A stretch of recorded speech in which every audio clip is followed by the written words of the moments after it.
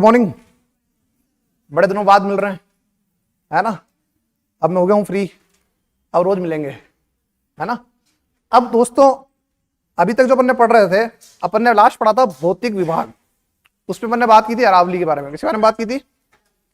और इस क्लास में जो शुरू अपन कर रहे हैं वो है जलवायु, क्लाइमेट। क्या पढ़ने वाले हैं? जलवायु। अभी जो हम बात करने वाले हैं, राजस्थान की जलवायु के बारे में बात करने वाले हैं, क्योंकि हम राजस्थान पढ़ रहे हैं। लेकिन जलवायु कॉमन है। आप राजस्थान बैठे तो भी वही है, इंडिया में तो भी वही है, और वर्ल्ड में तो भी वही है। अब क्या होता है कि हर स्थान के आधार पर जलवायु मिलती है अलग अलग, है ना। तो क्या ऐसा कारण है कि पश्चिमी राजस्थान जो है आपका वो गर्म है? क्या ऐसा कारण है कि हिमालय ठंडा है? तो ये सब जो है वो डिपेंड करता है भौतिक कारकों पे। कुछ ऐसे कारक हैं जो जलवायु को प्रभावित करते हैं, ठीक है। अब एक और बात यहां जोड़े अपन कि जलवायु जो शब्द आपका है, या जो जलवायु आपका चैप्टर है, इसको अपन पढ़ते हुए आ रहे हैं कक्षा 4 से। कक्षा 4 फर्स्ट टाइम मैंने वहीं पढ़ा था, तो आपने वहीं पढ़ा होगा। जलवायु है क्या? तो यहां पे दो शब्द हैं, एक तो है जल, क्या है, और एक क्या है, वायु। जल और वायु, इनको मिला के क्या बनाया अपन ने? जलवायु, ठीक है। समझेंगे अपन, अभी लिखना नहीं है अपने को। जल कहां से प्राप्त होगा?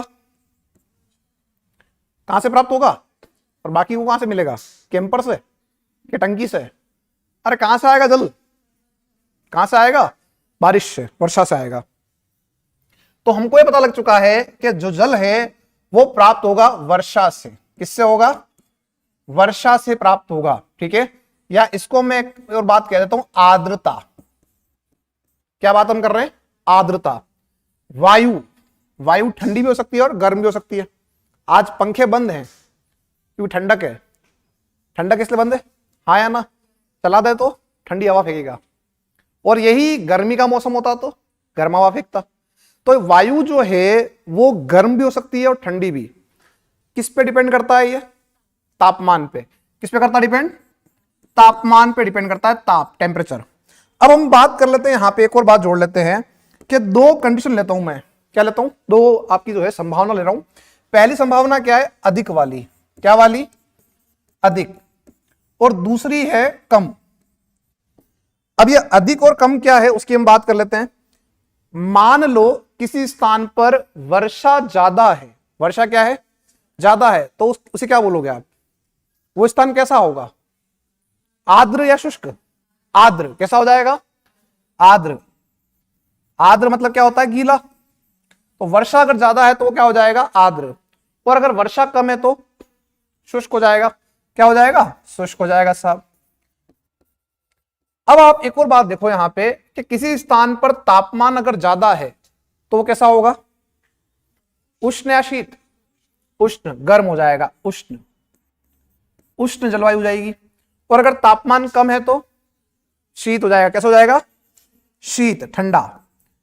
आर्द्र मतलब गीला है, शुष्क मतलब सूखा है, आपका उष्ण मतलब गर्म है, और शीत मतलब ठंडा है। अब अपन ने क्या किया यहां पे कि दो आपके तत्व लिए हैं, एक तो अपन ने ली वर्षा और एक अपन ने लिया तापमान को। जब भी आप जलवायु पढ़ते हो तो सबसे पहले एक नाम आपके दिमाग में आ जाता है, क्योंकि उससे प्रश्न बनते हैं, और वो व्यक्ति कौन है? कोपेन है। अब इस कोपेन के प्रश्न बनते हैं, सब हर एग्जाम में आते हैं, है ना। अब यहां पे एक बात समझो कि जो कोपेन है इसने क्या कहा? इसने एक लाइन बोली है कि अगर किसी स्थान की जलवायु का अध्ययन करना है तो वहां की वनस्पति का अध्ययन कर लो। किसका अध्ययन कर लो? वहां की वनस्पति का अध्ययन कर लो। अब यह कहता है कि अगर आप किसी स्थान की वनस्पति का अध्ययन करोगे तो वहां की वर्षा और तापमान का अध्ययन स्वतः हो जाएगा। क्या हो जाएगा? वहां की वर्षा और तापमान का अध्ययन स्वतः हो जाएगा। ये किसने कहा? कोपेन ने कहा। मान लो मैं आपसे पूछूं कि भारत के अंदर एप्पल की कृषि कहां होती है? आपको पता है कहां होती है? कश्मीर में होती है। चाय कहां हो रही है? असम है ना। तमिलनाडु जो क्षेत्र आपका है वहां हो रही है। तो ये क्या है? पर्टिकुलर क्या है? उसके एरिया है। अब आप चाय जो है राजस्थान में कर सकते हो क्या खेती? चाय की खेती राजस्थान में हो सकती है क्या? नहीं हो रही है साहब। एप्पल हो रहा है क्या? नहीं हो रहा है। तो जैसा उनको चाहिए क्लाइमेट, वैसी क्लाइमेट मिलेगी तो ही क्या होगी, वो वनस्पति वहां पे डेवलप होगी, हाँ या ना? ठीक है। अब यहां पे देखो बात को कि इसने जो कहा था मैंने उसी बात को यहां पे उठा लिया। क्या उठाया अपन ने? वर्षा और तापमान। क्या उठाया अपन ने यहां पे? वर्षा और तापमान जो आपका है उसकी अपन बात यहां पे कर रहे थे। अब यहां देखो कि हमको ये पता लग चुका है कि अगर किसी स्थान की वर्षा और तापमान हमारे पास में है तो हम वहां की जलवायु ज्ञात कर लेंगे। पर कैसे? तो देखो यहां पर कि दोनों तत्व आपके पास आ चुके हैं। अब अपन लेते हैं संभावना नंबर 1। यदि किसी स्थान पर वर्षा और तापमान दोनों ज्यादा हैं, वर्षा भी ज्यादा और तापमान भी ज्यादा, तो वहां की जलवायु कैसी होगी? तो आपको क्या करना है? तापमान को रखना है आगे और बोलना है मेरे साथ में। क्या हो जाएगा ये? उष्ण आर्द्र। जहां पर वर्षा और तापमान दोनों ज्यादा है वहां की जलवायु कैसे जाएगी? उष्ण आर्द्र जलवायु। कोई आपत्ति किसी को? उष्ण आर्द्र जलवायु हो जाएगी। अब आप लो कंडीशन नंबर 2 कि किसी स्थान पर मान लो वर्षा कम है, वर्षा क्या है? कम है, और तापमान ज्यादा है। वर्षा कम, तापमान ज्यादा, जलवायु कैसे हो जाएगी? तो उष्ण शुष्क। क्या हो जाएगा? उष्ण शुष्क। अब उल्टा बोलो, शुष्क उष्ण बन रहा है क्या सब सेंटेंस? नहीं बन रहा ना, आप देखो खुद, उष्ण शुष्क। तो नंबर 2 किस तरह की हो गई आपकी जलवायु? उष्ण शुष्क हो सकती है। अगर एक ज्यादा एक कम हो, यानी तापमान ज्यादा और वर्षा कम हो तो। अब देखो नंबर 3 पर कि वर्षा अधिक, वर्षा क्या है? ज्यादा है, और आपका तापमान कम है। वर्षा ज्यादा, तापमान कम, तो क्या हो जाएगा? ये बाकी क्यों नहीं बोल रहे हैं भैया? व्रत है, मौन व्रत तो नहीं रखा है? हैं? बोल गिन रहे हो? वर्षा ज्यादा, तापमान कम, क्या हो जाएगा? शीत आर्द्र। नंबर 3 पे क्या आ जाएगा? शीत आर्द्र जलवायु। कोई आपत्ति किसी की? अब चलते हैं नंबर 4 कंडीशन पे कि दोनों कम है साहब, वर्षा भी कम, तापमान भी कम, वर्षा भी कम और तापमान भी कम। क्या हो जाएगी जलवायु आपकी? शुष्क शीत जलवायु।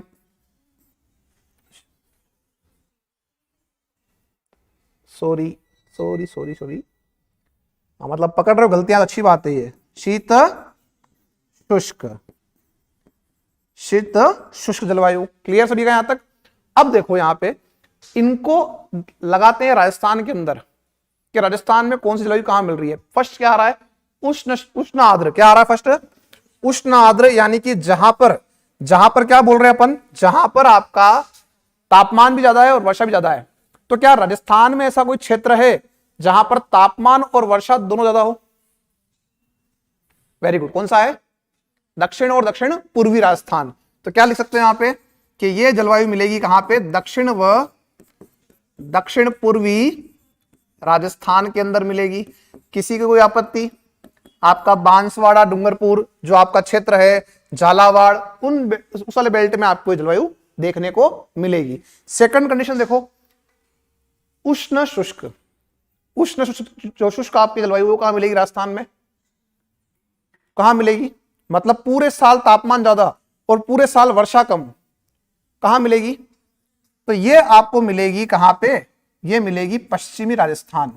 कुछ याद आ रहा है? पश्चिमी राजस्थान में क्या है? मरुस्थल है। क्या है? मरुस्थल है साहब। तो ये जलवायु वहां मिलेगी। अब आ जाओ शीत आर्द्र। शीत यानी वर्ष भर ठंडा है और आर्द्र वर्षा ज्यादा है। तो ऐसा कोई एरिया राजस्थान में है क्या? माउंट आबू। कौन सा एरिया आपने राजस्थान में? ऐसा केवल एक स्थान जिसका नाम है माउंट आबू। वो किस में आ जाएगा? वो आ जाएगा आपका शीत आर्द्र में। अब लास्ट बच रहा है शीत शुष्क, जहां पर पूरे साल तापमान कम और वर्षा भी कम। पूरे साल तापमान कम और वर्षा भी कम, तो कौन सा हो जाएगा? लद्दाख। अब राजस्थान में ऐसा कोई स्थान नहीं है, राजस्थान में ऐसा कोई स्थान नहीं है जहां पे पूरे साल वर्षा कम और तापमान भी कम है, लेकिन भारत में है। और भारत में कौन सा है? लद्दाख है। कौन सा है? अब आपको याद आ रहा होगा कि मैंने जब आपको पढ़ाया था मरुस्थल, तो मैंने लिखवाया था कि लद्दाख क्या है? शीत मरुस्थल है। लद्दाख क्या है? शीत मरुस्थल है। वहां वर्षा भी कम है और तापमान भी कम है, इसलिए किसमें आ रहा है? वो शीत मरुस्थल में आ रहा है। तो मेरे हिसाब से ये बात आपके दिमाग में आ चुकी होगी कि जलवायु ज्ञात करनी तो दो चीजें चाहिए। क्या चाहिए है? वर्षा और तापमान। किसने कहा है ये? कोपेन ने कहा, मैंने नहीं कहा, ठीक है, मैं तो उसने जो कहा मैंने उसको जो है रिपीट किया है। तो आपसे पूछा किसने कहा, तो किसने कहा, कोपेन ने कहा, ठीक है। अब देखो वर्षा के अंदर अपन ने ली दो कंडीशन, ज्यादा बारिश तो क्या हो जाएगा आर्द्र, और कम बारिश तो क्या हो जाएगा शुष्क, ज्यादा तापमान तो क्या हो जाएगा उष्ण, और अगर कम तापमान है तो फिर अपन ने कुछ कंडीशन बना ली। फर्स्ट कंडीशन उष्ण आर्द्र, तापमान और वर्षा दोनों ज्यादा, कहां मिल रहा है राजस्थान में, दक्षिण और दक्षिण पूर्वी राजस्थान के अंदर। सेकंड कंडीशन क्या थी, उष्ण शुष्क, यानी कि दोनों आप देखो, एक तो आपका ये ज्यादा और ये कम है ना, और ये कहां हो रहा है, पश्चिमी राजस्थान में, कहां हो रहा है ये, पश्चिमी राजस्थान में। नंबर 3 पे अपन कहां आ गए, शीत आर्द्र, तापमान आपका वर्ष भर कैसा है, कम है, और वर्षा ज्यादा है, वो केवल कहां है, माउंट आबू में। और फिर अंत में अपन ने बात की शीतोष्ण की, जो केवल कहां आता है, लद्दाख में आता है, केवल कहां आता है। तो मेरे हिसाब से जलवायु जो है वो आपके दिमाग में क्लियर हो चुका है। अब मैं कुछ और बातें जोड़ रहा हूं, कुछ शब्द हैं उनको आप बचपन से पढ़ते हुए आ रहे हो। एक है जलवायु, एक है ऋतु, और एक है मौसम। जलवायु, ऋतु और मौसम, ये आपने बचपन से पढ़े हैं शब्द। इन तीनों में छोटा कौन है, समय अवधि के आधार पर, टाइम पीरियड के अकॉर्डिंग इन तीनों में सबसे छोटा कौन है, बताओ जल्दी से, छोटा कौन है, अरे ट्राई तो करो। चलो मौसम वाले कौन कौन, पहले वो आ जाओ। ये मौसम वाले हैं कुछ हमारे साथी, जिनको लगता है ऋतु छोटी है, वो कौन कौन है, जिनको लगता है छोटी है ऋतु, ऐसे याद करना, एक मैडम है, दो मैडम है, ठीक है, चलो। और जिनको लगता है छोटी है जलवायु, वे कौन कौन है, कोई नहीं है, बाकी निर्दलीय हैं। जो बाकी है वो कौन, निर्दलीय, हाँ कुछ कह रहे हो मैडम, नहीं करा, ठीक, कोई बात नहीं। इन सब में सबसे छोटा कौन है, मौसम। मौसम एक क्षणिक अवधि है, वायुमंडलीय दशाओं की एक क्षणिक अवधि की जो है उसे हम क्या बोल रहे हैं, मौसम। कभी भी बदल सकता है। अभी बाहर धूप आ रही है, मान लो अचानक से हवा चली और बादल आ गए, धूप गायब, हाँ या ना, तो क्या बदला, क्या बदला, मौसम बदला। आप ये नहीं कहते हो कि ऋतु बदल गई, ऋतु तो वही चल रही है, लेकिन क्या बदला, मौसम बदला। अब मौसम मिलकर क्या बनाएगा, ऋतु। ऋतु क्या होती है कि एक समान विशेषताएं मिलती है, या एक समान मौसम मिलेगा लंबे समय तक। जैसे गर्मी है तो क्या मिलेगा, गर्मी मिलेगी, सर्दी तो क्या मिलेगा, सर्दी मिलेगी, समझ में आ रही बात, बरसात तो क्या मिलेगी, बरसात मिलेगी। तो ये जो है एक इसकी विशेषता है ऋतु की। अब इसका कुछ टाइम पीरियड हो सकता है। अब आपसे ये भी पूछ सकता है कि ऋतु की अवधि कितनी हो सकती है, कोई ऋतु जो है वो कितने महीने की हो सकती है, 3 से 4। अब देखो यहां बात समझो, वेरी गुड, 3 से 4 राजस्थान के संदर्भ में पूछेगा तो कोई भी ऋतु 3 से 4 महीने की है, बिल्कुल सही। लेकिन पूरे ग्लोब पर एक समान नहीं है। आप जाओ भूमध्य रेखा पे, कहां जा रहे हो, इक्वेटर पे जा रहे हो, भूमध्य रेखा पे जा रहे हो, तो भूमध्य रेखा पे आप जैसे ही जाओगे तो वहां पे क्या हो जाएगा, वहां पे आपका वर्ष भर तापमान ज्यादा है। वर्ष भर क्या है, यहां पे तापमान ज्यादा है, यानी वर्ष भर क्या रहेगी, गर्मी रहेगी, यानी 12 महीने गर्मी। 12 महीने क्या होगी, आप पहुंच गए ध्रुवों पे तो क्या होगा, ठंड, और वर्ष भर क्या रहेगा, ठंड रहेगी। समझ में आ रही बात। अब आप देखो, जब आप यहां से भूमध्य रेखा से जाओगे ऊपर की तरफ, तो यहां पे गर्मी थी, धीरे धीरे तापमान क्या होगा, कम होता जाएगा, क्या होता जाएगा, कम होता जाएगा। अब आप यहां से नीचे आओगे तो यहां तापमान कम था, यहां आओगे क्या होगा, धीरे धीरे तापमान बढ़ता जाएगा। तो जहां भी आप स्थित हो, है ना, उसके आधार पे ऋतु की अवधि हो जाएगी।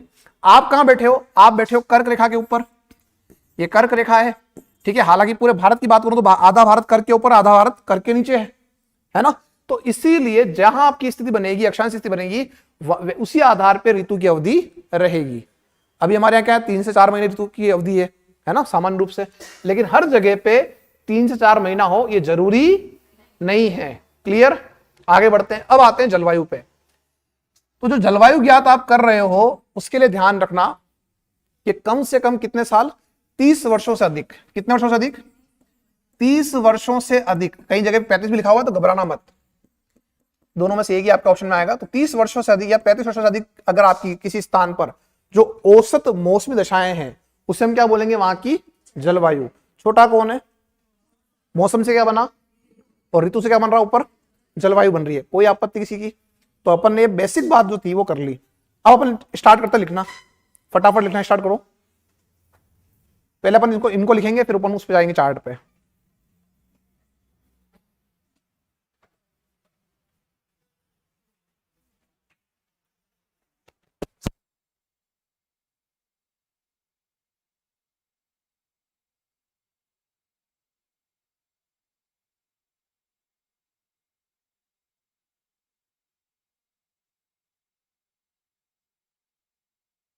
आप लिखोगे नंबर 1 पर मौसम, बिंदु लिखो मौसम, और मौसम में लिखो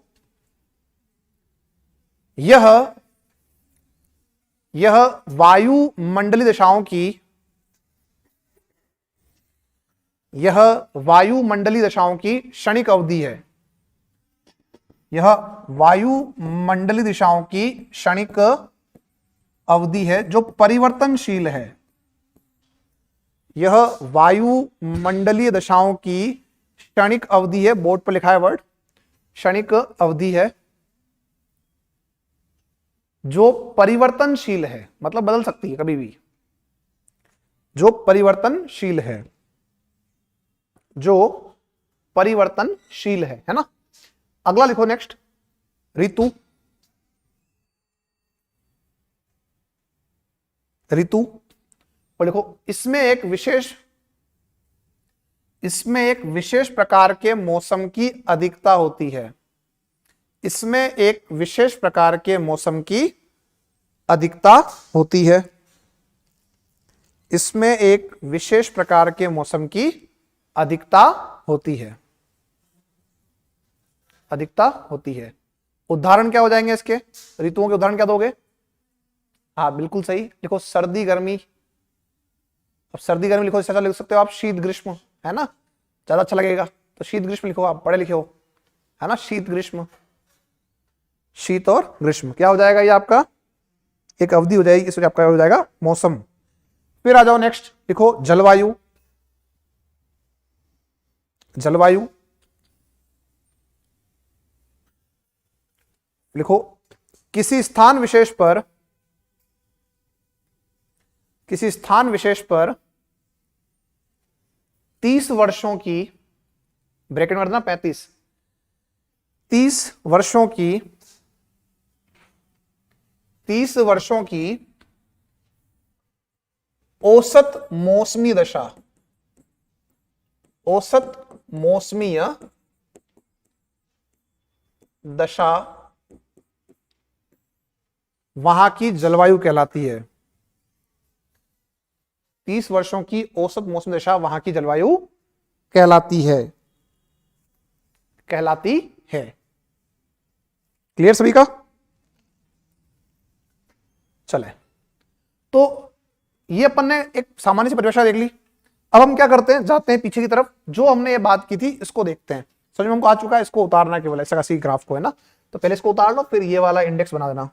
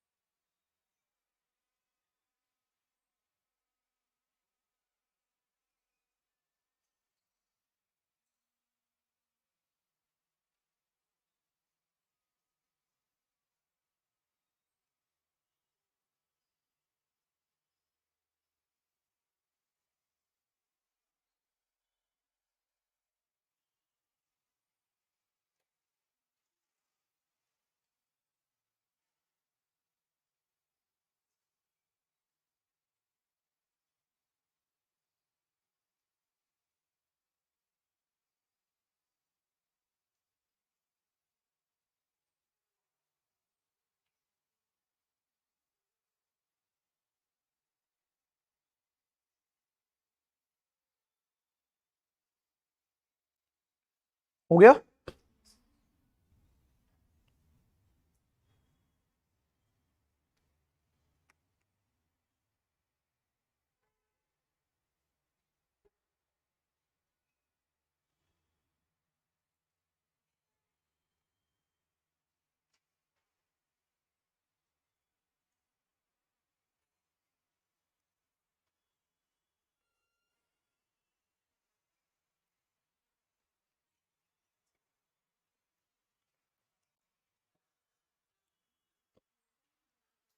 चलो आगे इससे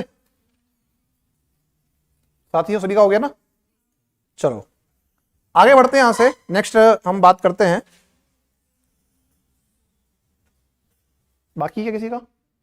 ठीक, चलो ये तो बात हो गई अपनी, जलवायु क्या है, मौसम क्या है, सबके बारे में बात कर ली।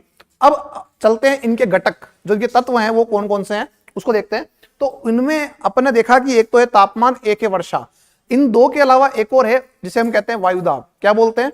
वायुदाब। और आप सभी लोगों ने कहीं ना कहीं पढ़ा होगा तापमान व वायुदाब में संबंध, तापमान व वायुदाब में संबंध पढ़ा होगा, हाँ या ना?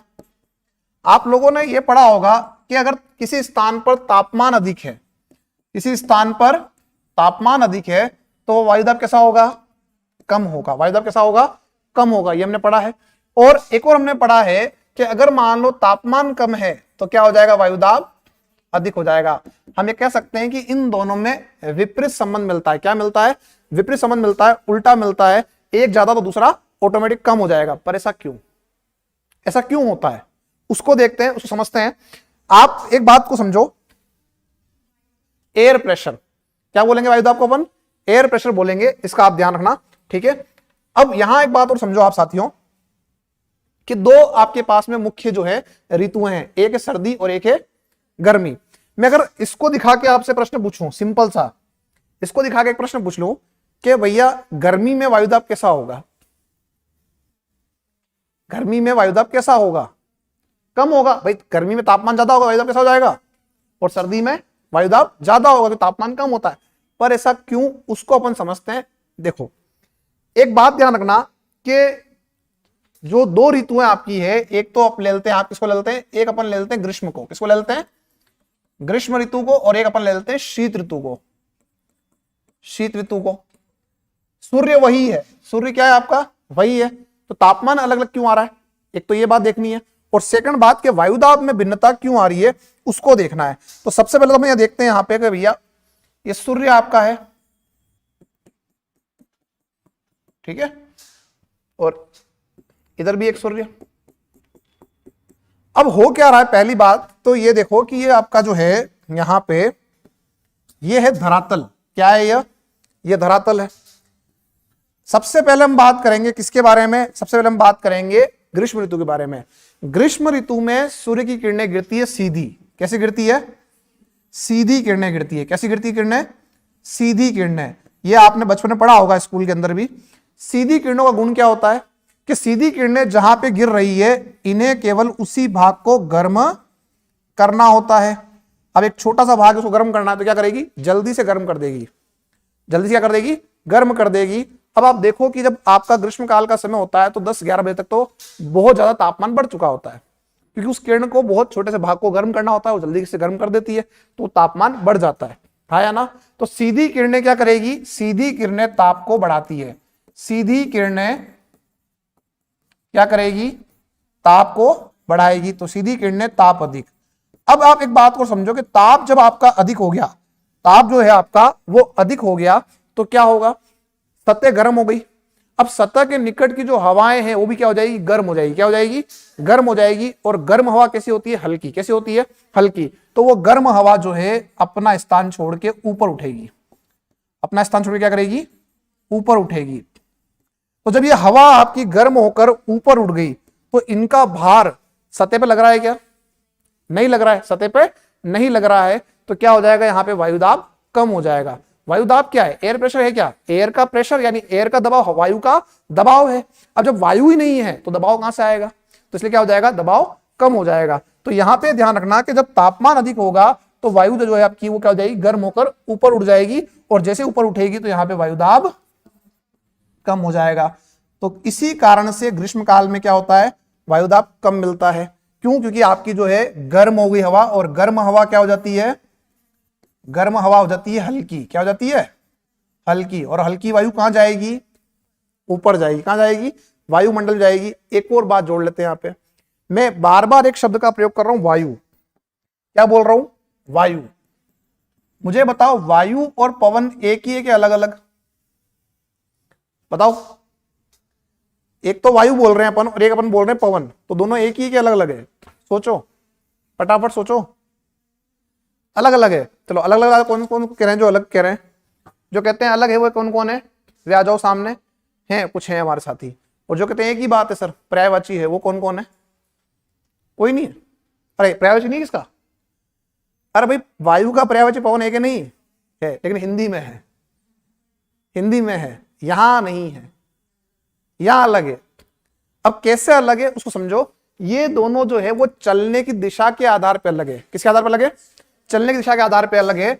इसको आप कहते हो एयर और इसे कह रहे हो विंड। क्या कह रहे हो? विंड। समझना बात को। इन दोनों के चलने की दिशा के आधार पर ये दोनों अलग अलग है। वायु गति करती है ऊर्ध्वाधर, या तो जाएगी ऊपर या जाएगी नीचे। कैसे? अगर गर्म हो गई तो क्या होगा? ऊपर उठेगी। क्या उठेगी? ऊपर उठेगी, है ना। और अगर ठंडी हो गई तो कहां बैठेगी? नीचे बैठेगी। तो ये जो गति है आपकी, ये गति कौन सी है? ये गति है ऊर्ध्वाधर। कैसी गति है? ऊर्ध्वाधर गति करती है। तो वायु क्या करती है? ऊर्ध्वाधर गति करती है। और जो पवन होती है वो करती है क्षैतिज, क्षैतिज गति करती है। या तो इधर से उधर या इधर से इधर आएगी। जैसे अपने यहां मानसून आता है ग्रीष्म काल में, क्या आता है? मानसून आता है, तो फिक्स है कि हिंद महासागर से पवने आपकी जो है वो कहां आएगी? भारत की ओर आएगी। और शीतकाल में मानसून लौटता है तो क्या होता है? भारत से पवने कहां जाती है? हिंद महासागर की ओर। ये फिक्स एक पैटर्न बना हुआ है। और वो गति कैसे हो रही है? क्षैतिज हो रही है। समझ में आ रही बात? तो जो आपकी जो पवन है वो गति करती है, कैसी गति करती है? क्षैतिज गति करती है। कैसी करती है? क्षैतिज गति करती है। तो दोनों में क्या अंतर है वो मैंने आपको क्लियर कर दिया। हिंदी में आया तो अलग मत कर देना, हिंदी में तो एक ही है, लेकिन ज्योग्राफी के अंदर इसमें आपकी ये कंडीशन है। आगे बढ़ते हैं अपन। अब हम बात करेंगे किसकी? अब हम बात करेंगे शीतकाल की। शीतकाल में जो आपकी सूर्य की किरणें हैं वो गिरती है तिरछी। कैसे गिरती है? तिरछी किरणें गिरती है। अब तिरछी किरणें और सीधी किरणों में क्या अंतर है उसको समझो। तिरछी किरणें जहां पे गिर रही है, इन्हें उस भाग को तो गर्म करना ही करना है, लेकिन क्या होगा? जिस भाग के ऊपर से आ रही है उस भाग को भी गर्म करना पड़ेगा। तो आप देखो इनकी तुलना में इसको अधिक भाग को गर्म करना पड़ रहा है, तो समय लगेगा, है ना। जब समय लगेगा तो क्या होता है? हम एक बात तो जानते हैं कि शीतकाल में दिन की अवधि होती है छोटी, यहां दिन की अवधि होती है बड़ी।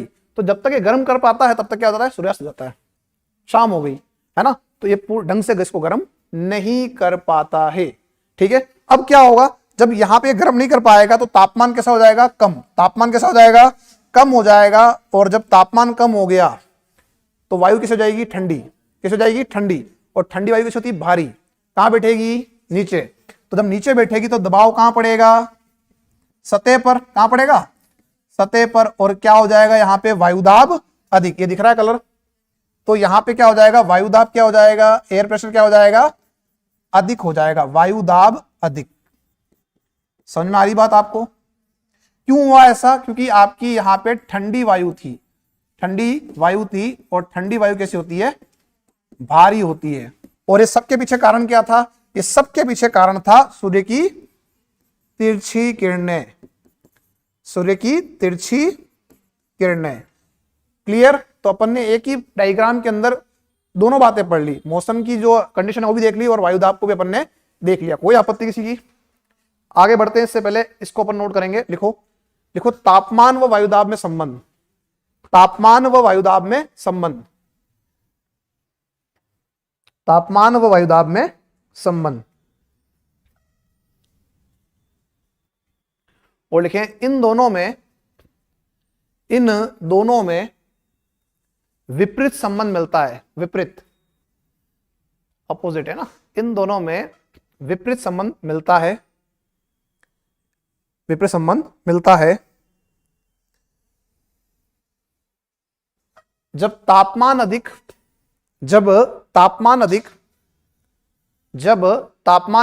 तो वायुदाब कम। जब तापमान अधिक तो वायुदाब कम। जब तापमान अधिक तो वायुदाब कम। वायुदाब कम। तथा जब तापमान कम तो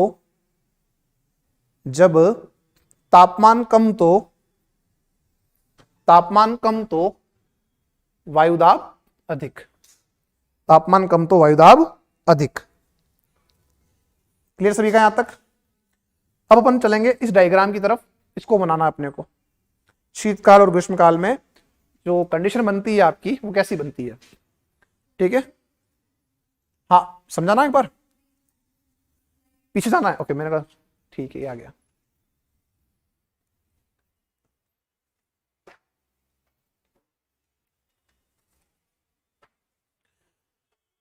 हो गया।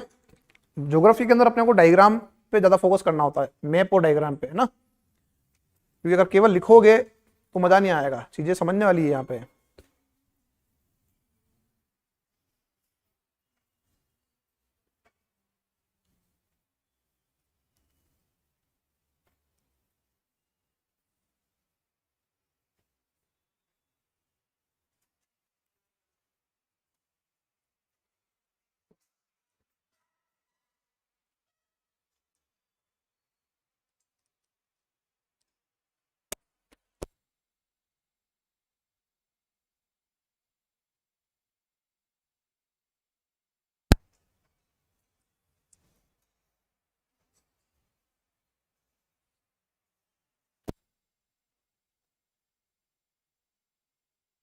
फिर ठीक।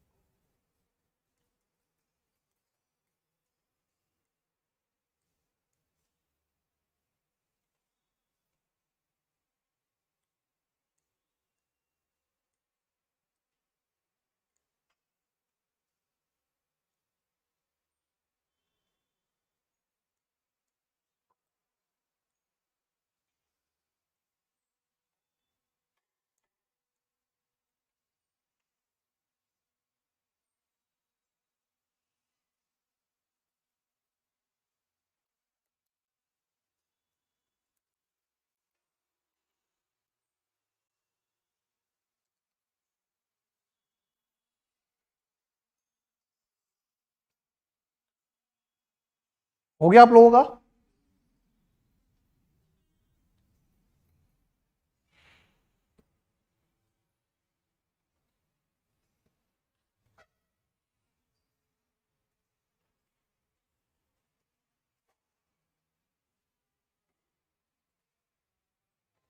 चले आगे, इससे अपन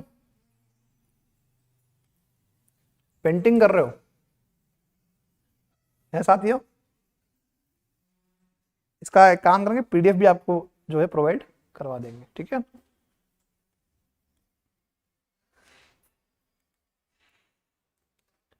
चलें अपन आगे, अभी का हो गया यहां तक। चलो, तो अभी अपन ने समझ लिया कि तापमान और वायुदाब में क्या संबंध है ना। अब एक और बात यहां आती है, एक जो इंपॉर्टेंट बात यहां है वो है पवन प्रवाह। जो पवने हैं वो चलेगी कैसे, ठीक है।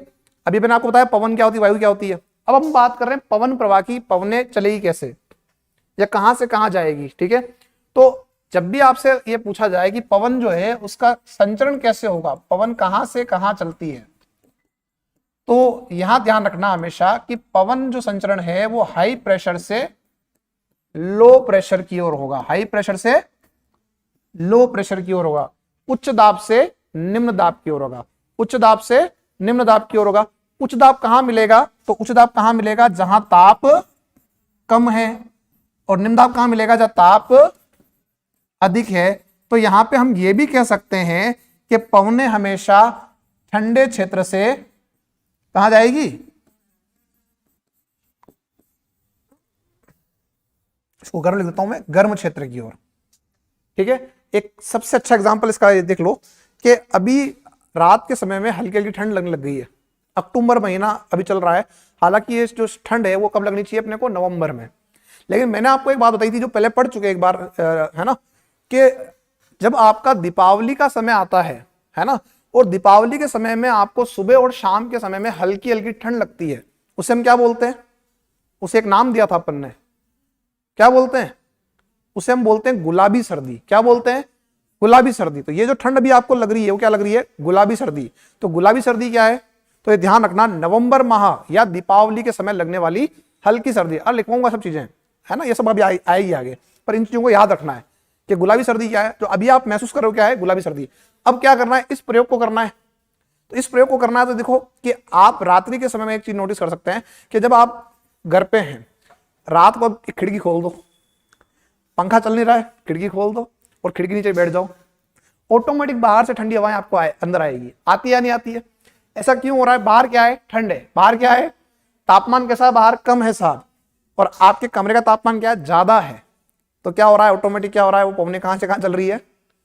कहां से कहां चल रही है? तो आप ये कह सकते हैं कि पवने जो है वो ठंडे क्षेत्र से गर्म क्षेत्र की ओर चलेगी। ये फिक्स है, ये फिक्स है।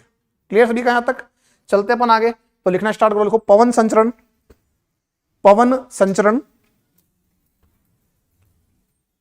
पवन संचरण, और लिखें पवने, पवने उच्च दाब से निम्न दाब की ओर चलती है।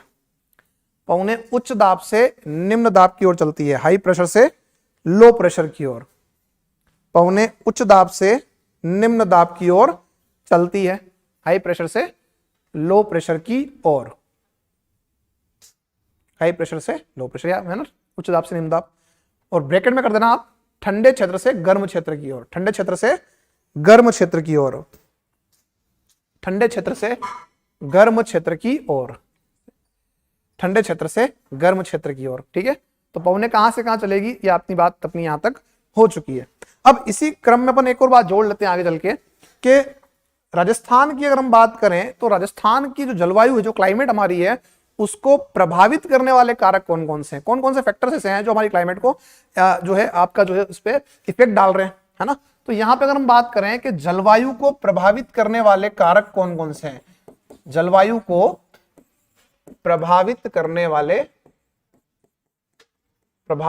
वाले कारक। अब ये कारक जो है ये भी समझने हैं अपने को। देखो इसमें सारी चीज जो है वो प्रैक्टिकल है, आपके साथ होती है, वो आपको दिखता है, ठीक है, महसूस कर सकते हो। जैसे मैंने बताया अभी आपको एक छोटा सा एग्जांपल, है ना। अब पहला जो कारक आपका है वो आपका है अक्षांशीय स्थिति। इसे हम अक्षांशीय स्थिति भी कह सकते हैं और इसे हम कह सकते हैं भौगोलिक स्थिति। अक्षांशीय स्थिति या भौगोलिक स्थिति, अक्षांशीय स्थिति या भौगोलिक स्थिति क्या होता है ये? तो मैंने भी आपको एक एग्जांपल दिया था स्टार्टिंग में ही कि ग्लोब पर आप कहां बैठे हो। अगर आप ग्लोब पर बैठे हो 0 डिग्री के आसपास तो क्या होगा? तापमान ज्यादा मिलेगा। अगर आप ग्लोब पर बैठे हो ध्रुवों के पास तो क्या मिलेगा? तापमान वर्ष भर कम मिलेगा, हाँ या ना। और अगर आप बीच में कहीं हो तो उस तरह का क्लाइमेट आपको देखने को मिलेगा। तो ये जो सब डिपेंड करता है, ये सब डिपेंड करता है ग्लोब पर आपकी स्थिति को लेकर। और एक और बात इसमें हम जोड़ सकते हैं कि ग्लोब पर जो है आप देखोगे कि 5 तरह के जलवायु कटिबंध है। अभी अपन आगे पढ़ेंगे इसको, अभी अपन स्टार्ट किया, बेसिक पढ़ रहे हैं, जिसको कोपेन ने ABCD और E नाम दिया है। अब इनमें से आप जहां भी बैठे हो उस प्रकार की जलवायु आपको मिलेगी। जैसे मान लो इसके निकट हो, A में हो तो क्या मिलेगी? उष्ण, B में हो तो क्या मिलेगी? उपोष्ण, C में हो तो क्या मिलेगी? शीतोष्ण, D में हो तो क्या मिलेगी? उपध्रुवीय, और E में हो तो क्या मिलेगी? ध्रुवीय। तो जहां भी आप हो वो डिपेंड करता है इसके ऊपर। अभी आप कहां बैठे हो? अभी आप बैठे हो B पे। कहां बैठे हो? B पे, मतलब कर्क से ऊपर हो के नहीं? कर्क रेखा कहां जाती है? डूंगरपुर बांसवाड़ा पे। और बाकी सारा भाग कहां? राजस्थान का, उसके ऊपर है। तो आप जो बैठे हो, राजस्थान जो बैठा है वो कहां बैठा है? B में बैठा है। तो हमारी जलवायु कैसे हो जाएगी? उपोष्ण कटिबंध। कैसे हो जाएगी जलवायु अपनी? उपोष्ण कटिबंधीय स्थिति के आधार पे, ठीक है। नेक्स्ट हम बात करते हैं नंबर 2 पे। ये तो हो गई अक्षांशीय जो स्थिति आपकी, उसके कारण से। एक और आप जो है पढ़ते हुए आए, हमेशा से पढ़ रहे होंगे, समुद्र तल से दूरी।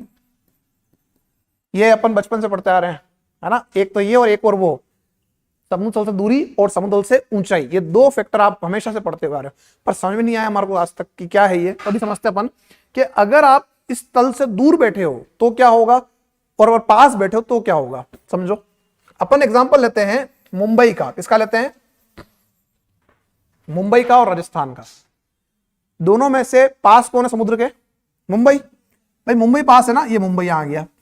अब क्या हो रहा है कि हम जो है यहाँ पे मुंबई का एग्जांपल ले रहे हैं, मुंबई ये रहा और ये हमारा राजस्थान यहाँ पे है, और यहां पे कौन है आपका, हिंद महासागर। कौन है यहाँ पे, हिंद महासागर।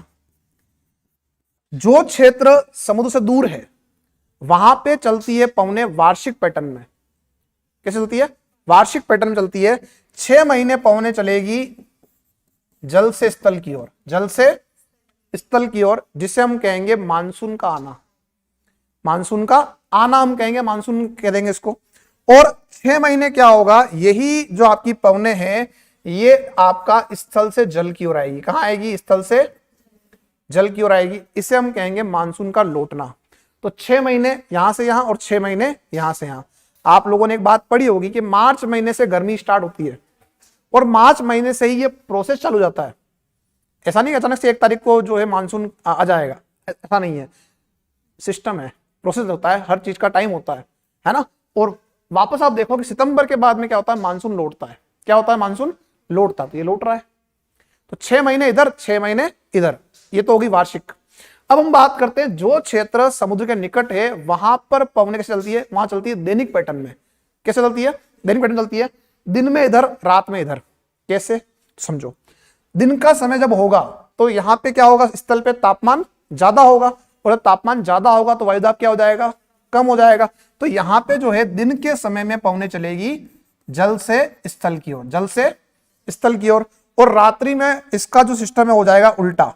उल्टा कैसे, कि रात्रि में जो है ये ठंडा हो जाएगा, ये गर्म हो जाएगा। क्योंकि जल का जो भाग होता है वो देर से गर्म होता है। जल देर से गर्म होता है और देर से ठंडा होता है।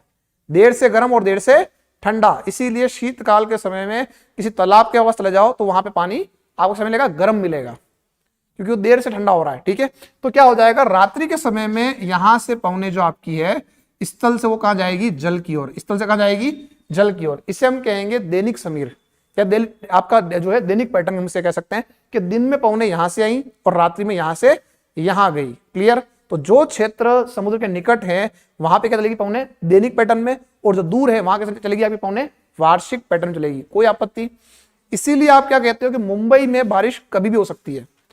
मुंबई बारिश कभी भी हो सकती है। क्यों हो जाएगी भाई, जब आपका जल क्षेत्र से पवने आएगी तो क्या लेके आएगी, साथ में जल लेकर आएगी, और वो क्या करेगी, बारिश कर देगी। हाँ या ना। तो ये प्रभाव पड़ता है किसका, समुद्र तल से दूरी का। पास है तो क्या होगा, बारिश कभी भी हो सकती है, और दूर है तो फिक्स है कि भैया 6 महीने आपको देखना पड़ेगा। इसीलिए हमारे यहाँ क्या हो रहा है, मानसूनी जलवायु मिल रही है। अब इसमें एक और बात मैं जोड़ लेता हूं नंबर 3 पर, और नंबर 3 पे मैं क्या जोड़ रहा हूं यहां पे, कि समुद्र तल से ऊंचाई। समुद्र तल से ऊंचाई। अब प्रभाव क्या पड़ेगा ऊंचाई का, उसकी बात समझ लो।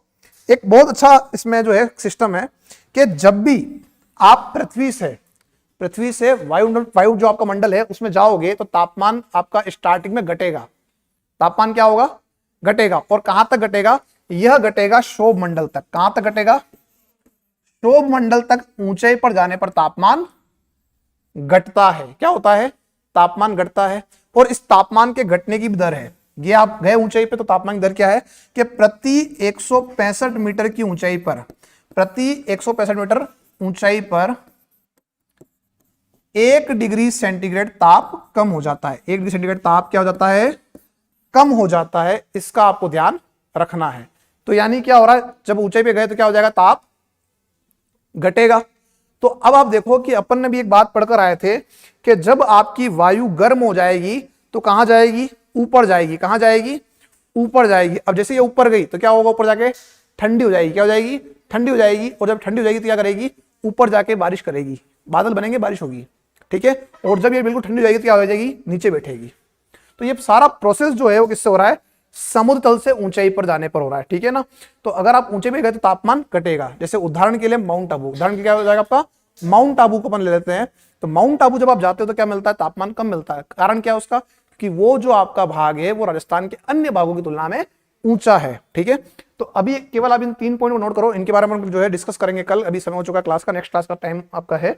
फिर अपन बात जो है आगे कल की क्लास में करने वाले हैं। इसको तीनों को उतार लो, तीनों को अपन वापस फिर से पढ़ेंगे कल, और कल अपन जो है इनके आगे जो बिंदु हैं उनको भी पढ़ेंगे। ठीक है, धन्यवाद।